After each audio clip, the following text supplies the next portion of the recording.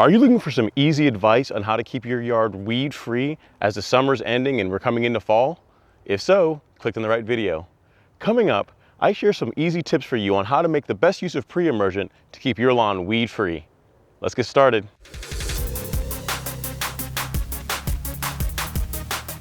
Hello YouTube.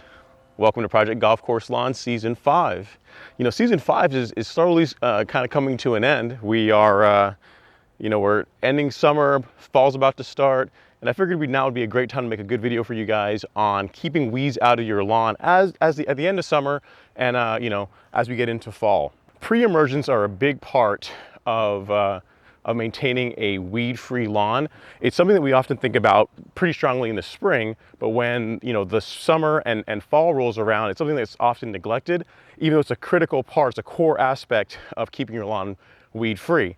If you don't know what pre-emergents are, what they are is it's a chemical that you apply to the turf that forms a thin barrier in the soil that interrupts the germination of seeds, of weed seeds or any kind of seeds really, in your lawn. So if you think about it, post-emergents like Roundup, like Image, anything that's glyphosate based or some other herbicide, you use those pretty much after the fact. After the weed's already sprouted and it's out doing its thing, you apply those.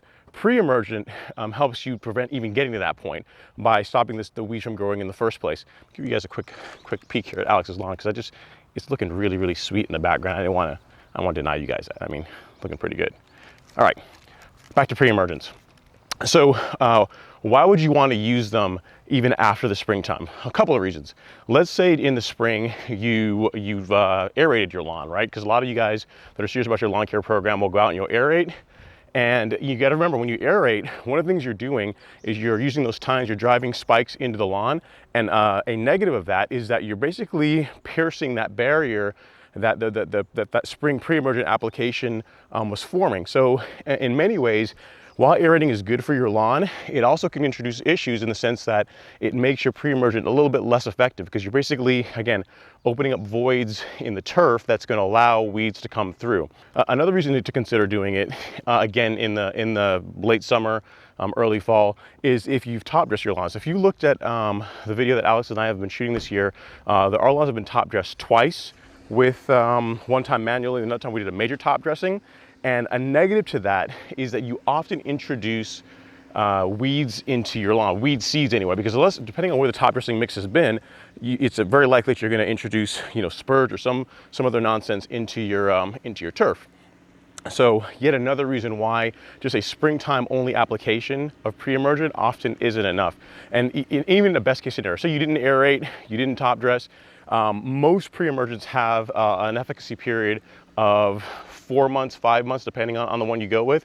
The product that I really like, it's called Spectricide. I'll have a image here so you guys can see what that looks like. It's a really cool product in the sense that it's not that expensive. It's a granular product, so it's easy to apply, and you can find it at most of your big box stores.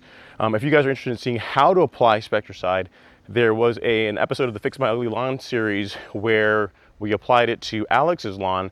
So if you guys want to see all about that, like how to apply it, rates, all this kind of stuff, check out that video. I'll have that. I have a card for that for you guys. The nice thing about Spectricide as a pre-emergent type product is that it does two things. One, it has some post-emergent capabilities in it, meaning that it can kill weeds that have already sprouted, have already started growing, and also prevents new weeds. And to show you guys that, I guys remember, Alex recently we top dressed his lawn, and a negative to that again, that's a bad side of top dressing is that you often introduce nastiness into your lawn. And if you look here, we've got quite a bit of spurge in this area. Let me get in here a little closer. You guys can actually see that. But what you'll notice is 3 days ago also, I applied some Spectricide to this lawn, and all over here you can see how these spurge are starting to die out. So not only is it killing it, but it should also go a long way towards preventing new spurge from growing. I actually need to go a little heavier here. I obviously didn't cover this area right here very well, but overall you guys can see that Spectricide just 3 days after application is doing a pretty good job of knocking back that spurge. So how do you apply the product? Again, it's been covered in other videos, but very quickly, the big tip for applying Spectricide is you want to put it on the turf when the soil is moist, sorry, when the leaf is moist. So a lot of your broad leaves, like your like Spurge, you want the product to settle on the leaf and stick to it. The best way to achieve that is to do it in the morning. You can do it after watering, but ideally I like to apply the product early in the morning, right when there's still dew on the lawn, to kind of just, allow it to do its thing. Ideally, you also don't want to water for, I think the label specifies like 24 hours after applying it, and mowing for 3 days. And this is to get the absolute best result. I mean, if you don't do this, it's still going to work all right. But really, for the best possible results, no mowing for 3 days.